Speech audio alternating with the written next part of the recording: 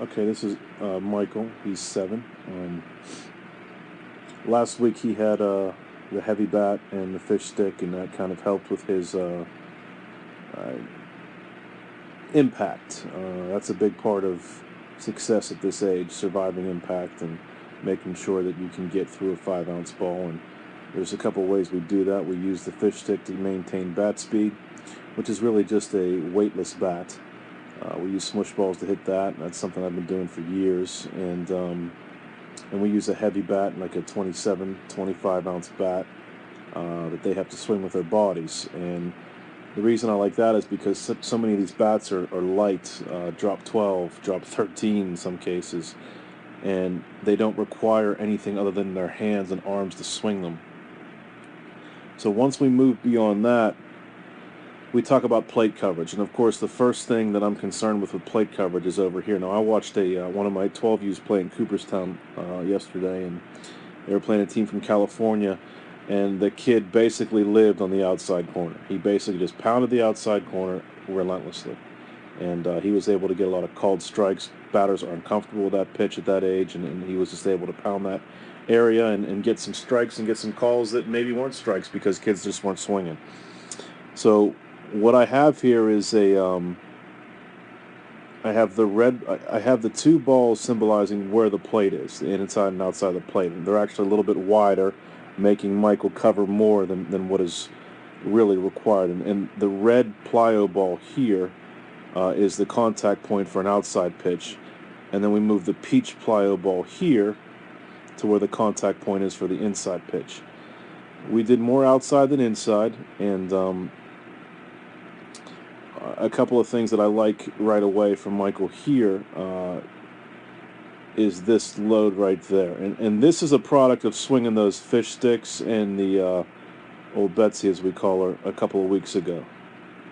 You'll see that Michael, he'll keep his foot inside his knee. I'm sorry, he'll keep his knee inside his foot here and get a good load. And I'm trying to get some other guys that are a little bit older to do this and watch he's got a large leg kick, but watch what happens with his bat, because this is the most important part here, and this is what that heavy bat really did for him a couple of weeks ago.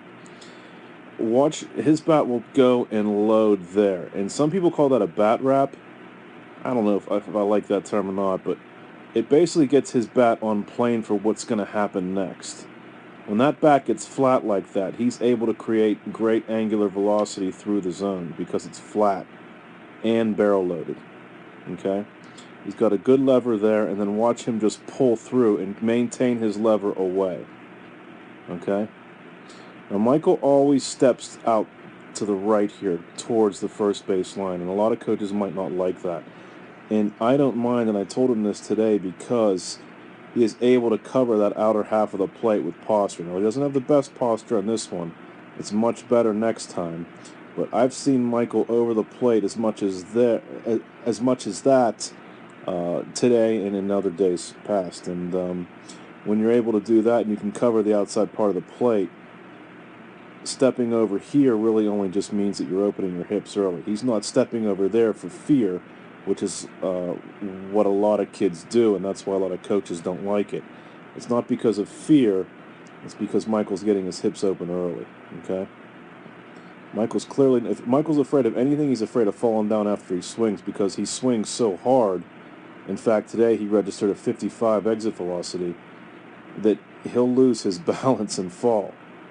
And this is one of the things that I love, and I'm working with his dad on a one-handed D-cell so that he can swing it even faster. You see, he has a two-handed D-cell that whips around and causes his body to fall. Now, some people might think that's crazy. Well, it's not. You know, this kid is 7 years old, and he doesn't have the core strength to support this big swing, okay?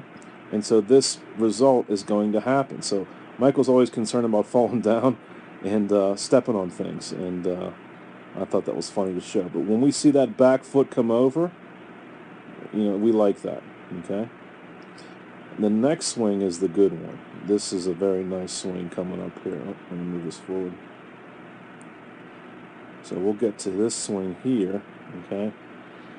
And he absolutely smokes this ball again on the red dot here, okay? He'll smoke this ball the other way. And look at the great load here.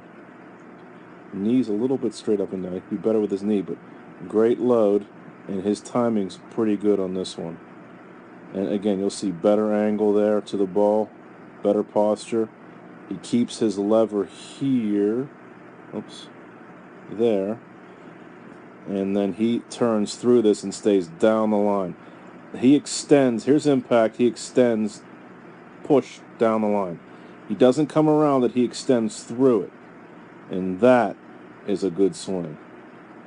I'd like him to finish a little bit higher. You'll see that his bat path here, okay, should take on this kind of path. But instead, it doesn't. It cuts underneath and takes that kind of path after the initial impact. Okay? That happens a lot. So he finishes down here instead of finishing way up here with that swing. One thing that we're going to work on later. But with that two-handed D-cell, you're going to see this kind of finish a lot. But he absolutely smokes this ball the other way. Kills it. And